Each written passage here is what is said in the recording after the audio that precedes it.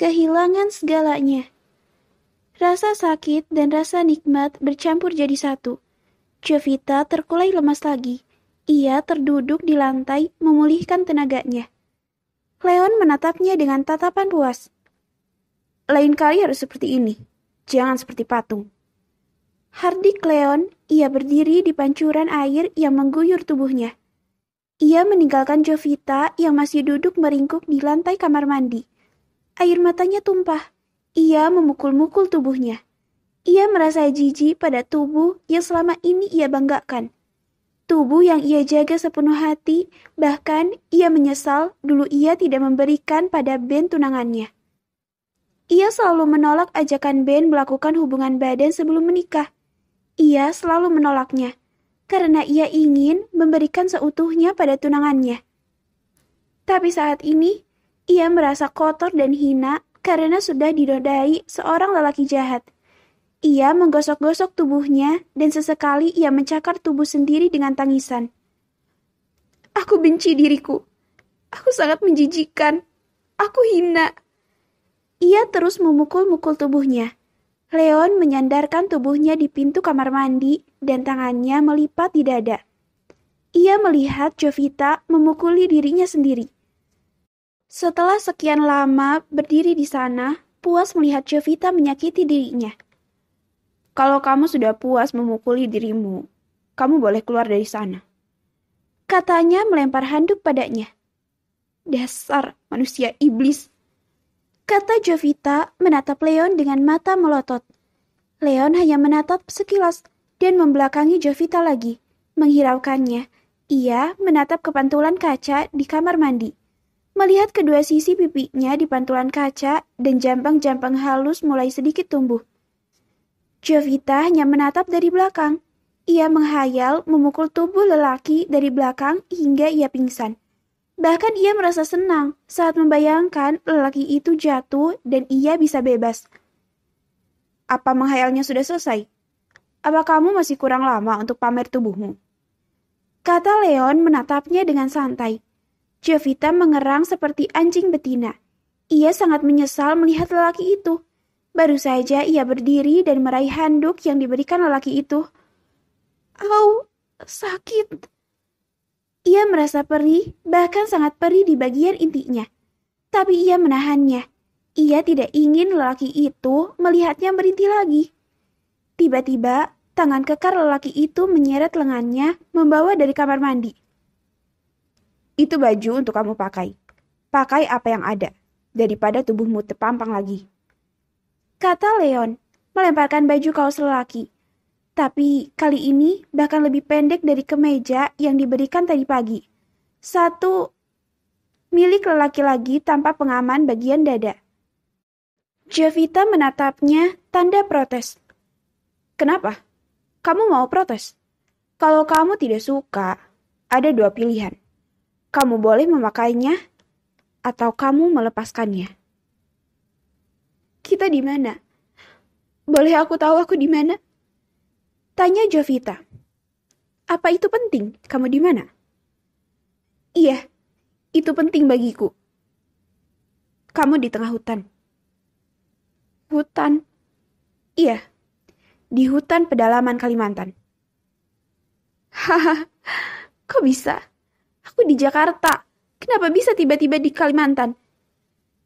Leon membiarkan Jovita menyesuaikan pikiran bingungnya. Jovita melihat Leon sibuk dengan laptopnya. Jovita berjalan ingin melihat rumah yang ditinggali lelaki misterius itu. Ia menyelinap keluar dan menuju dapur. Matanya mengawasi sekeliling. Tapi suasana di rumah itu menyeramkan seperti penuh mistis. Ia membuka kulkas, memakan apa yang bisa dimakan. Ia merasa kelaparan lagi setelah digilir lelaki bertato itu. Matanya mengawasi seisi kulkas besar itu. Wah, ini banyak makanan. Kenapa ia membiarkan wanita sepertiku mau mati kelaparan? Kata Jovita. Dasar lelaki kejam. Ia mengisi mulutnya dengan makanan yang diambil dari kulkas. Ia memakannya dengan buru-buru sebelum lelaki galak itu datang dan menyeretnya. Ia melihat ada minuman bersoda dalam kulkas. Ia membuka penutupnya dan meminumnya dalam beberapa tegukan. Ia tidak sadar, Leon sudah melihat dari pintu di dapur, berdiri seperti gaya biasa. Saat ia membalikkan tubuhnya, lelaki itu menatapnya dengan tatap datar. Astaga, aku kaget, kata Jovita, melihat Leon menatapnya dengan dingin. Apa kamu tidak tahu? Masuk ke dapur orang lain, memakan milik orang lain, disebut pencuri. Katanya dengan tatapan datar, menatap Jovita dari atas sampai ke bawah lagi. Baju kaos itu hanya menutupi panggul saja. Seakan ia sengaja memilih baju pendek seperti itu, agar bisa melihat pemandangan dari Jovita. Ia tidak nyaman, bahkan benci dengan tatapan itu. Ia menarik-narik bajunya, menutup bagian pangkal pahanya.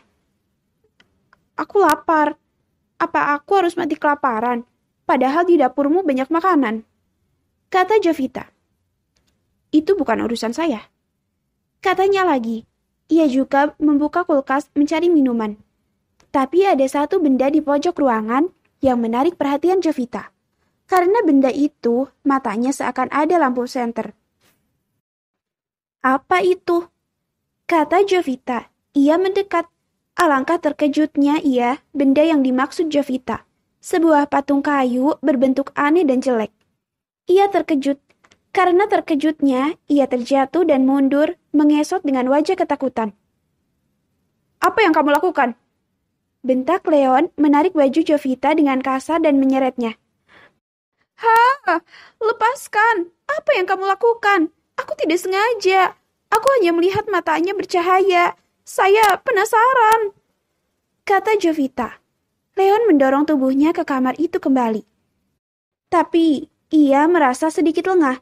Ia sempat berpikir kalau ia akan didorong ke gorong-gorong itu lagi. Kamu berani lancang memegang barang-barang pribadiku? Hah? Kamu lancang?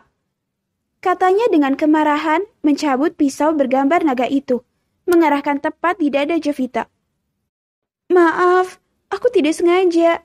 Tidak akan terulang lagi. Kata Jovita dengan suara bergetar. Dengar, aku tidak suka barang-barang pribadiku disentuh orang lain. Kamu paham?